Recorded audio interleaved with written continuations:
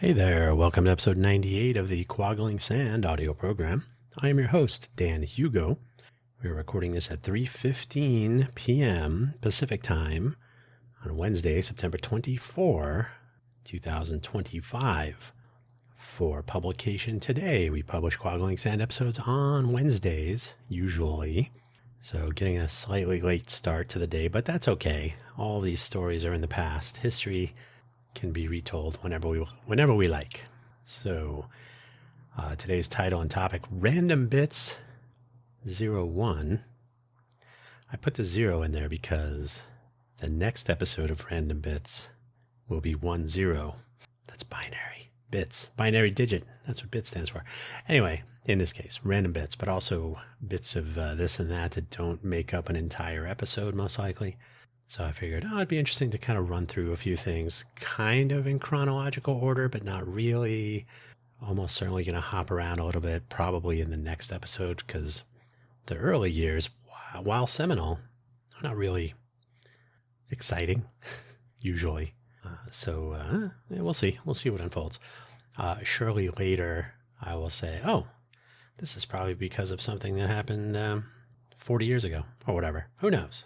Let's see where it goes. The Quaggling Sand program, if you've never heard it before, is named for a technical term, the return of sensation to a limb, usually a hand or a foot, maybe an arm or a leg, after you've been sitting funny or laying on it. Maybe you've been sitting on your leg, reading a book or something. Reading a book. Nobody does that. But sometimes people call this pins and needles. So it's when you transition from the numbness, loss of circulation, to the return of circulation. But fun fact, that is Quaggling Sand. So the name of this program. Hopefully wherever you have located this program, and there are more places now, you're able to locate the episode description, which contains the show notes, including a very brief summary this time, and the links for today's episode. I'm making an effort to reduce the number of links, but it will require that you click on them sometimes, not for money, but just so that I don't have to repeat full URLs and whatnot. So let's get started. The summary of today's episode. A lot of stuff going on day to day lately, so how about an unstructured wander through time and notions to satisfy today's curiosities? Some of these will also probably be some reference material again for later episodes, whether entirely focused on a particular thing or the next installment of Random Bits. Random Bits 1.0. The links, now there are two, and then there were two. Quaggling Sand homepage. Quaggling Sand, this audio program has its own homepage, quagglingsand.com. So you can visit that. And it has links to various other places where you may find this episode. As well, the profile page linking everything, which has been around for at least 5 years, I think. buymeacoffee.com/DanHugo. You're under no obligation to spend any money. You don't have to buy me a coffee. You can if you want. There's a free-form profile page there. It has links to all of my audio programming, including the new YouTube channels for each thing. The Spotify for Creators profile pages where you can find links to other locations like Apple Podcasts, Amazon Podcasts, of course, Spotify. I think iHeartRadio is among them. There's an RSS feed. There's links to the homepage there. And there is a link to the YouTube channel, youtube.com/@quagglingsand, all one word. So I'm getting it out there, but I don't want to riddle you with too many links. So that's it. There are no episode-specific links for today, so let's get started. The bits. I don't even have these grouped in my usual rule of threes, so it's just a stream of consciousness, if you will. Recollections from beyond time. So I was born in Teaneck, New Jersey, at the Holy Name Hospital. At least that's what I've been led to believe, so we can start there. My first best friend was our next-door neighbor. Well, her family was. Lori, with whom I would walk to school, the Berkeley Elementary School, across one street and around 3 blocks away. Around, something like 3 blocks away. It was, we crossed over Berkeley Street, Berkeley Lane, I don't know. I guess I could look on Google Maps. We'll leave that for another episode. Lori and I were the same age. Berkeley Elementary, a classic indoor school with a junior high school across a very large and sunken field. That is, you would step down, climb down. I don't know. It was probably like 2 feet or something, but in those days it seemed a little bit deeper. But it was a field at a lower elevation than the concrete slab that was the back of the elementary school where recess would take place. And then you could cross this field, and I think there was probably a little climb back up a foot or two to the junior high school. I only attended Berkeley Elementary School for just under 2 years, kindergarten and first grade. So probably the winter between there, somewhere, a substantial rain led to the flooding of that field. And as winter approached, the water remained in place. It was almost like a big irrigation field. And in fact, maybe they just left it there in place of irrigation. Who knows? It iced over and became a real skating rink. And yes, kids brought their skates for recess. So that was probably not that fun a fact, but that was interesting at the time. I was like 5 years old. I often say things changed for the worse when I befriended Timothy, Patrick, and Michael around this time and was spending more time with them before we moved. So, and many, many years later, I was living in Silicon Valley. Oh, no, was it then? Yeah, I was living in Silicon Valley. We visited New Jersey. We went to the old house and we spoke to, did we speak to our neighbors? But anyway, at some point, I received a phone call. It was a long time later, a phone call that led to a voicemail or something from Lori, but I never ended up talking to her. So when too much time passes, it's the way it is. So there you go. Timothy, Patrick, and Michael, probably they led to the ultimate ending of any conversations. It's the way it is. Perhaps more impactful, Mrs. Urban, my kindergarten teacher, who surprised us all moving to first grade with us. That was not so good. And by the way, I'm sure I've mentioned Miss Judy, preschool teacher, but if not, I'm not really going that far back, even though I did talk about being born. Possibly the worst teacher I would have in my entire history. Well, mostly, I mean, she wasn't a great teacher, but she was not a fan of people reading ahead. In other words, she rejected the notion that I could learn how to read without her. It caused problems. Teachers should be very pro-learning, I think, but not Mrs. Urban. We moved when I was in the first grade to Phoenix, Arizona. A long drive, but not the first. We would do some road trips now and then. We used to visit Disney World in Florida. I don't recall how many times, but it was at least once. I think it was a lot more than that, but who knows? They're all a blur. They're all one big giant visit to Disney World. There was at least once when I took one look at Captain Hook, the character anyway. It was some kid dressed as Captain Hook. Surely the life of Disney employees, who can say? He wandered up to us and I took off. That was some unexpected exploration of the Magic Kingdom, to be sure, by myself and my parents and park staff and who knows who else. The house of my parents, they were having that house built.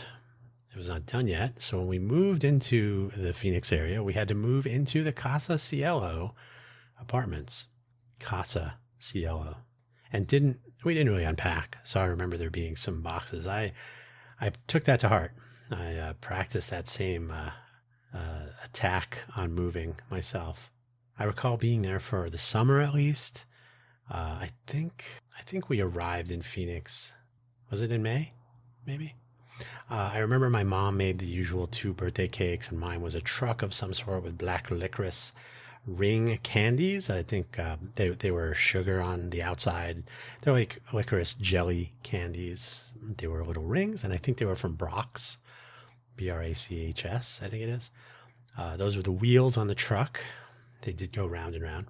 I think there was a microwave oven rental to try that out. I think it was, we rented a microwave oven in that place. I think it was from just an appliance rental place. And it was to try out this new microwave technology back when this was a brand new thing.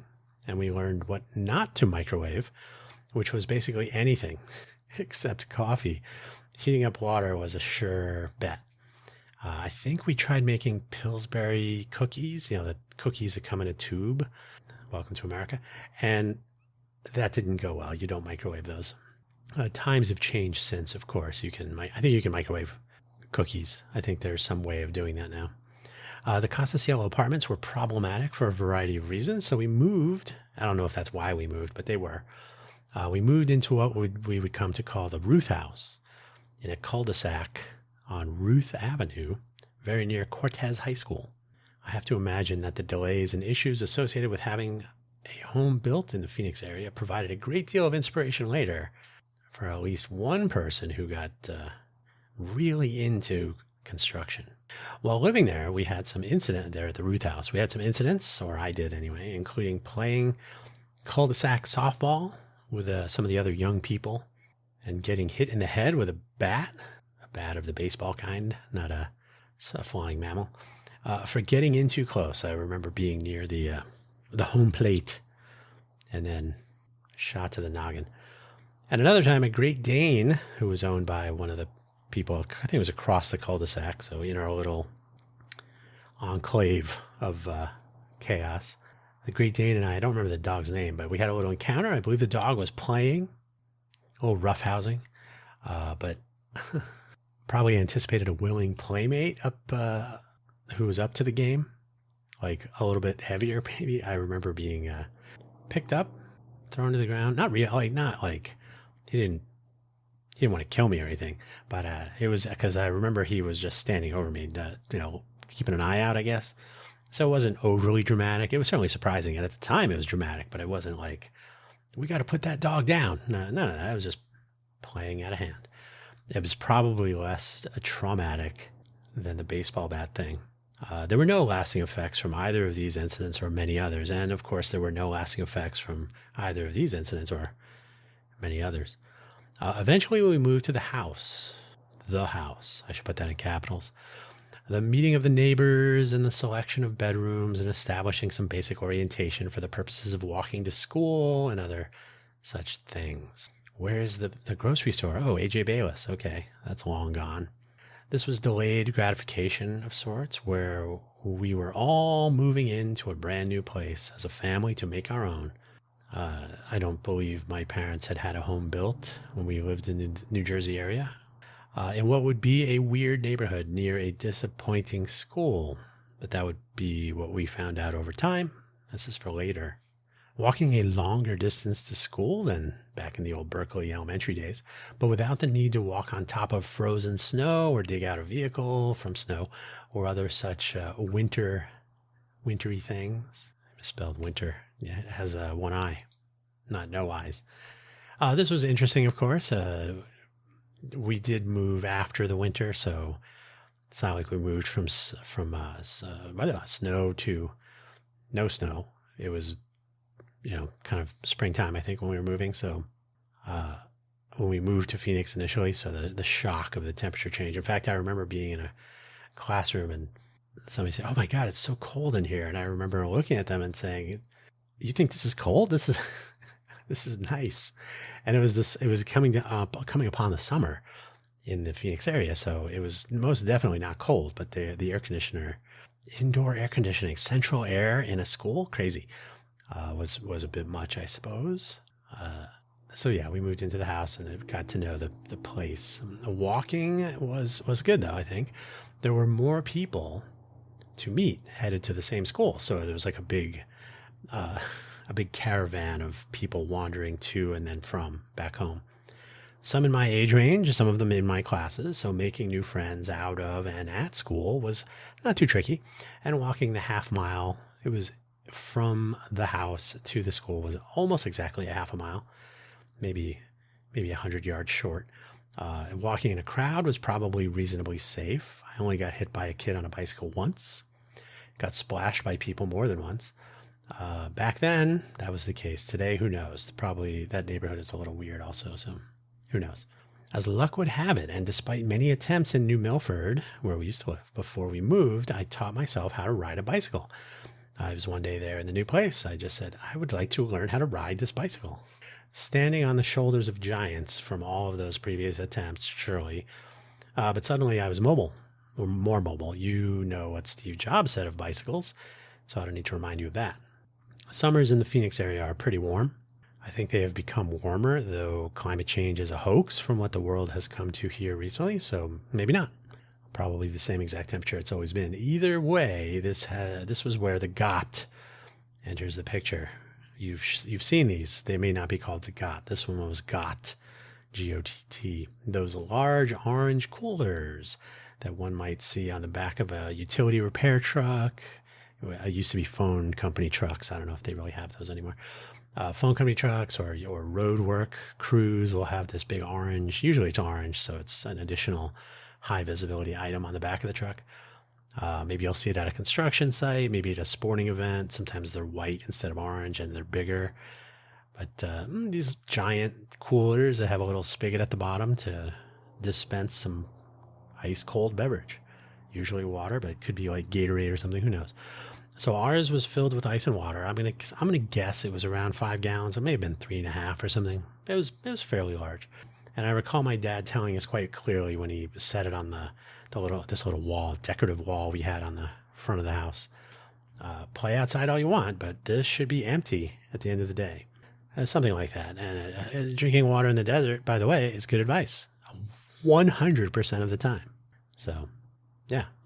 And it was a weird time. It was before computers and cell phones and all that. So going outside and riding the bike or interacting with people, avoiding getting hit in the head with baseball bats, this was all kind of usual stuff. So being outside in the summer in Phoenix was not unreasonable.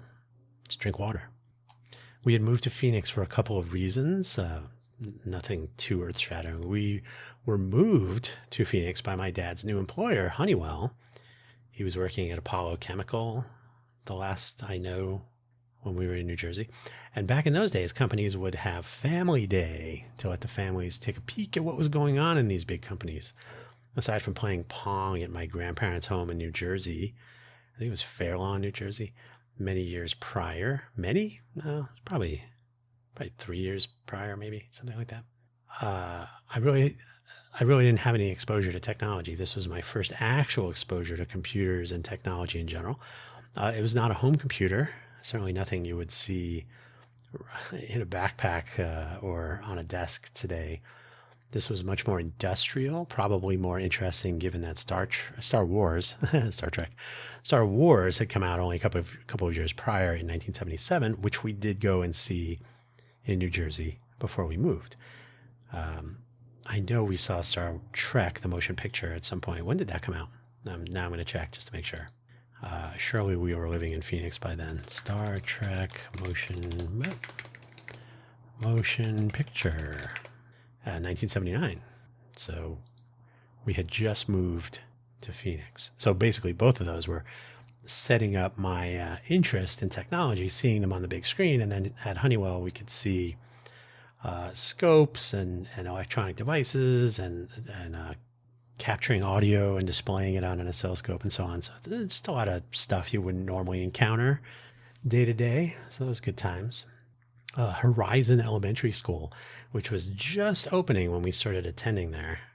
So they were a little ahead of us on construction, I suppose. So when we first started attending there, it was actually called Unit 10 of the Glendale Elementary School District. Yeah. Glendale Union High School District, Glendale Elementary School District. So Unit 10 was helmed by Principal Mr. Lively. I think it was J.P. Lively. But I cannot be too sure. They don't really keep track of that stuff that far back. He was certainly a character. I remember he was sort of performative, a little bit overly goofy. And I seem to recall some controversy surrounding his time there at Horizon, but who knows at this point. I remember I was running an errand for something, and it may have been that, or it may have been that our classroom when I was in 4th grade was directly across from the administrative office of the school. Horizon, or maybe the Glendale Elementary School District, did practice they should have practiced capital punishment. They practiced corporal punishment, which is spanking. So sometimes people would be sent to the principal's office and there would be a paddle. But if you're right, so I think you could hear it in the 4th grade classroom, but I definitely remember I was somewhere such that I could hear Mr. Lively in his performative self. He was very gregarious. We heard a slap, like a, and then he's like, yeah, you want another one? You know, kind of thing. So he was one of those, I guess. There were no classrooms. I'm sorry, there were no doors on the classrooms. There were classrooms, as far as I recall. No, there were no doors on the classrooms. They just had these big open walls. Right? There'd be a wall, and then no wall, and then a wall. Right. So it was all indoor school. So on the one hand, it was similar to Berkeley. It was inside with hallways and whatnot, but also very different because there was no door. You wouldn't have to open a door. You wouldn't have to look through the little window in the door. You just wander by. There were forest green carpets everywhere, so everything had the same carpeting. Hallways, classrooms, and so on. It was fairly quiet when you'd walk along. So in the Berkeley school, it was tile floors. So it was fairly quiet. I think they had some noise absorbing walls, or noise dampening anyway. But walking past a classroom is always a distraction possibility because you'd always just see people walking by. And of course, people would look into the classroom. Students in the classroom would look up and see the person walking by. So I'm going to say not a great idea, especially for the young. I mean, I started attending in first grade, second grade, open classroom on a corner. So there was an opportunity for people walking around the corner to interrupt twice. And then in third grade, we had a double-sized classroom with one open space at one end. And then in fourth grade, like I said, we were very near the principal's office or the administrative office. So that's another case where having a door would probably have come in handy. It was a double-sized classroom that then, instead of having a doorway or a space that opened onto the hallway, it opened into yet another classroom. So you had a double-sized classroom, walked through a little space to another single classroom, which then had another space that led to the door. Anyway, so it was like a maze. Didn't really think about that until now, but that's exactly what it was. And there was a teacher workroom. I think it was near the library. It was definitely near the art room that was run by Mrs. Bunton. The teacher workroom had a real live Ditto machine, so you could always smell the lovely scent of Ditto. Did I say that twice? And a serviceable library managed by our chief librarian, Kitty Jaswinski. That is a name I am sure of. I don't know J.P. Lively, that might have been him, but Kitty Jaswinski. And I actually looked her up before I started recording this, I looked her up in LinkedIn, and she has almost nothing listed. She retired many, many years ago, but she was a teacher and a librarian in the Glendale Elementary School District, which we've already covered. She had braces. The teachers tended to be younger and maybe more new age, perhaps. And while we did not refer to them by their first names, I didn't call Miss Jaswinski Kitty. But for some reason, they would use their full names or introduce themselves and whatnot. So we all knew their first names. Roxanne Kearns, my second grade teacher. Debbie Reeker and Lori Raker, my third grade teachers. Linda Gilman, my fourth grade teacher. There were, I think there was Mrs. Atkins, and then there was, I think the team teacher was Gilman and Schur, I think Schurer something, and I think her name was maybe Andrea, but I can't remember.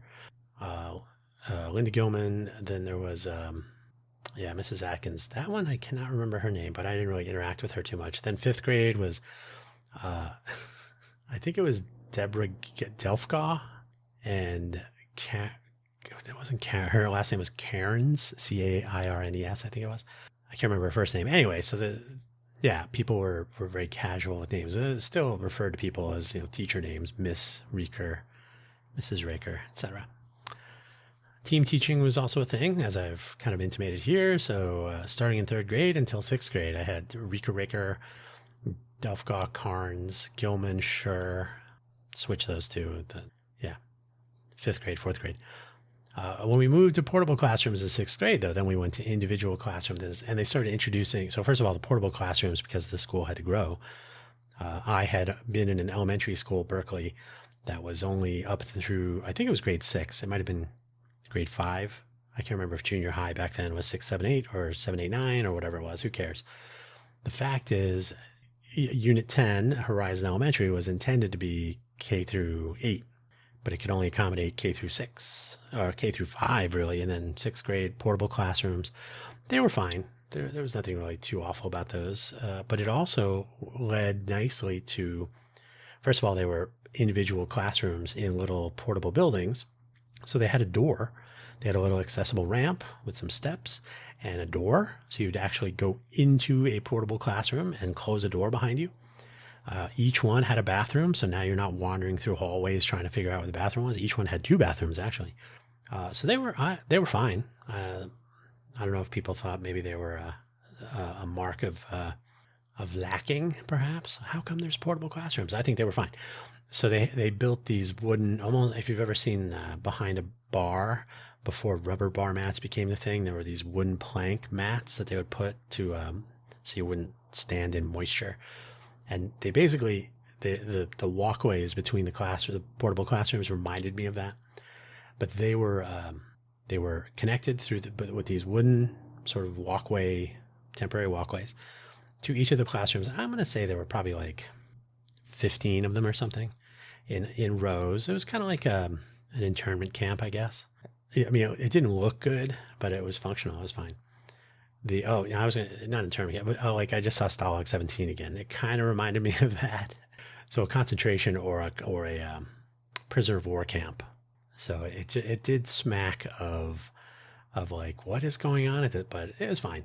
Functionally, totally fine. But the thing was, we were also introduced to switching of classrooms. So now you'd have a class with your homeroom teacher, and then you might switch classrooms to cover different topics through the day. So they're preparing you for the junior high school and then eventual high school and then life.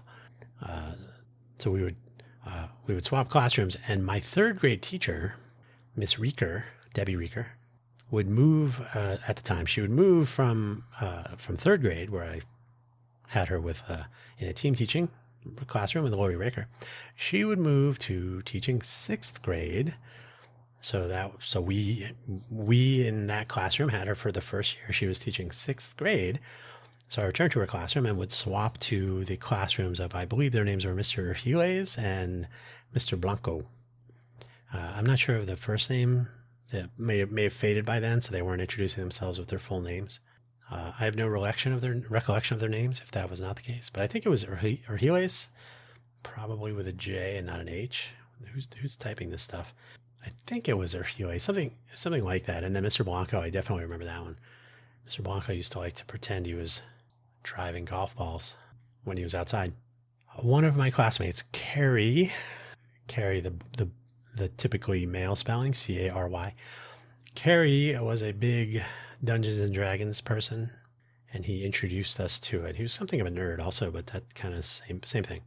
So we started a little nerdy group of people learning about Dungeons and Dragons, playing Dungeons and D&D for short. I remember going to his house at least once, I think probably twice, but not too much. We mostly play at school. And he had an Apple II Plus computer with a green phosphor monitor. And I think, if I recall correctly, this was the first time I had really... Isn't that annoying? Amazon products. So that was my first experience with a home computer. So I don't want the thing to activate again. So I was like, oh, this is cool. And he had a green phosphor monitor, and there was a game called Wizardry, which was sort of like a Dungeons and Dragons type game, a dungeon game. And it really looked like a vector game. If you ever remember Battlezone, Atari Battlezone was a real vector monitor. It looks like really sharp lines being drawn. I don't know if it was a real vector, but it really looked like a vector monitor. A true vector monitor has the actual lines drawn on the screen rather than a pixel scanning. Anyway, I was like, oh, that's kind of neat. Like, I was kind of fascinated. I was captivated by this home computer. Okay, good. And basically this was my introduction to the notion of having such a device. That would factor into a lot of my interactions from that point forward, including going to the mall, playing with any computer that was available for like demonstration and stuff. Around the same time, Miss Reeker had convinced the school that I should be in on the new Atari 800 computers the school had acquired in a little room off the library. Books and computers. No time to be bored in that school. At least we reached that point eventually. It was a boring journey to get there, to be sure. How many errands did I run for all of those teachers I mentioned? Many. That's why I knew where the teacher workroom. How often do you hang out in the teacher workroom unless you're running errands to pick up some dittos? There isn't much drama on this path to this point anyway. Learning to read early, something I have mentioned before, would play a role in general, sometimes troublesome with Mrs. Urban, but generally speaking, it was part of the reason that I had so much spare time. As would libraries, including that first one there at Horizon. I don't remember ever going to the library. I couldn't even have told you where it was at Berkeley Elementary, but I do know that it was tricky to be in the hallways. There was a group trip to the bathroom every day. So I don't know that I could have just wandered off to the library. Mrs. Urban probably would have shot lightning bolts at me or something. The exposure to technology at a fairly early age, which was not so normal back then as it clearly today. You're born with a cell phone and a pretty liberal cell phone plan. I have also gone into more detail in previous episodes about being the bored student running the errands, so no big surprise there. Kind of, nothing too spectacular back then. This is probably also one of those things that returns later when interacting with teachers and people in general, so important. Interpersonal relationships, being able to communicate with people that are older than me, and then knowing how to read. These are probably pretty useful skills to have early on, for better or worse. There were some interesting bits here and there that are probably worth more detail at some point, including our cross-country trip to Punta Gorda after we moved to Arizona. In Florida, we visited Florida to visit half of our grandparents, my dad's parents, who had retired there from New Jersey. Remember, they had the first Pong game I had ever seen. Or the other grandmother, my mom's parents had divorced because my grandmother is a monster. The other grandmother who had moved to Phoenix, probably to cast a dark shadow of contempt over my mom for all eternity. She managed it pretty well for a while. I think I already told some of the story of the Greyhound bus trip to Phoenix before we actually did move. And there was a lot of Metro Center Mall, which was the largest mall certainly in the Phoenix area, but I think in the region for a long time. Nowadays, it would be considered one leg of a Mall of America, or the mall in Dubai, which is immense. You could fit all of the malls into the mall in Dubai. But Metro Center played an oversized role in too many stories over the years that once I started taking the bus to high school, certainly, somewhat in junior high, there were,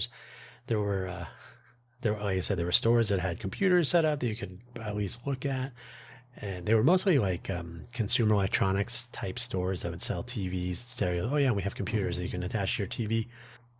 There was a store like Radio Shack that had the TRS-80 back then, and the color, what was it? The Radio Shack color computer. I don't know if it was a TRS color computer, but Tandy Radio Shack, I think it was the Tandy color computer. Maybe it was. So they had computers, and they had other nerdy knickknacks. And then there was a little shop called Toys by Roy that I used to really like to hang out at, with fascinating die-cast metal vehicles from various movies and TV shows. And your usual toy fare as well. But also they had Atari game consoles to try out with various games. That was the first place I had seen the Atari 5200, since we had a 2600 eventually. They also had a huge TSR section, which if you were into Dungeons and Dragons by that point, that was one place to go. They also had, Metro Center had a store called the Gamekeeper, which was made Toys by Roy's selection of games pitiful, a pittance. There's a game store like that somewhere here in Vegas. You walk in there, puzzles are like the entry level. Like, oh, puzzles? Oh, you've never been here before. Okay. But they have all manner of board games and even more intricate than that. So kind of interesting. But yeah, Metro Center Mall, that will probably figure into some other stories at some point. This seems like a reasonable spot to end part 1 or part 01 of this series. I don't know how many parts it will be. It's just a collection of things. I couldn't tell an entire story about the library at Horizon Elementary School, but now you know. Kitty Jaswinski, librarian. there was a little reading pit when you'd walk into the library from at least one of the entryways. If you hung a right around a couple of bookshelves, there was a little pit that was 2 little steps. The steps were maybe 8 inches or something, some standard step height. So 2 steps down, and Miss Jasinski would read a book every now and then, every once in a while, to a classroom of, say, well, when I first started going there, I was in first grade. So first graders, second graders, probably not sixth graders. This series will continue, probably not consecutive weeks, as I construct another list of things to run down. It will not follow linear order necessarily. This was maybe overly linear for this first episode, but it wasn't completely. I've jumped around a little bit. I suspect some facets in the later parts of the timeline, my timeline, will refer back to other points earlier that I may not have met. Like, oh yeah, that probably happened when the first time I caught a shark in the Charlotte Harbor, I should say, in Florida, when we were out fishing. See, that's a little mini story right there. There's not much to it, but it did happen. Blacktip shark. I suspect some facets later in the timeline will refer back to the other points earlier in the timeline, and then I'll tell more story. They probably will. I can't imagine they wouldn't in some cases. So this is so far the beginning of the beginning. And that's where we will leave it today. Thank you for listening, as always. Don't forget to check out quaglingsand.com. Eventually, it will look better. I was actually playing with Tailwind yesterday, so I really want to... I'm not familiar with utility class style sheet or styling of content. So I'm like, I should learn how to use this. To date, I have mostly leaned too much on Bootstrap, which is it used to be a Twitter project. I don't know if they've spun it out to be a completely separate thing. Bootstrap, getbootstrap.com. So I tend to rely on those because it's a lot more sort of ready to go. Not much learning curve because I don't fancy myself a front end person, but I should be. I should be more full stack, as the kids say now. So yeah, I should be a little bit more current on the state of affairs. Some people hate Tailwind, some people love it. So I'll see where I land on that, but I got to get that in my skill set. I mean, I should be able to create web pages that are not black text on a white background. And then, okay, we're done. So yeah, I need to check these off my list. And as I mentioned in the Buy Me an Update audio program this week, I have some other front end stuff to work on. So at some point, all of these will gang up on me and say, you gotta make some sites that look nice. So I better become aesthetic. Anyway, that's where I'll leave it. I don't want to keep rambling too much. My clock says 41 minutes and 25 seconds. I'll say 30 mark. So when I remove the 10-second leader for noise reduction, I use 10 seconds to get the noise floor, and then I remove noise from the entire episode. So hopefully it sounds a little bit crisper. There's no hissing or like buzzing or inductive coupling or anything. And then I truncate silence. So I'm going to guess it's going to be closer to 39. Well, okay, we're coming up on 42 minutes. So I'm going to guess it's going to be about 39 and a half when it's all said and done. Maybe somewhere in there. So that's where I'll leave it for today. Don't forget Quaggling Sand. Go from there. There are other audio programs. I don't want to bore you with a list of links that are self-serving when you have better things to do. But if you do want to find those other programs, you can also visit the profile linking everything, buymeacoffee.com/Dan Hugo. And that's that.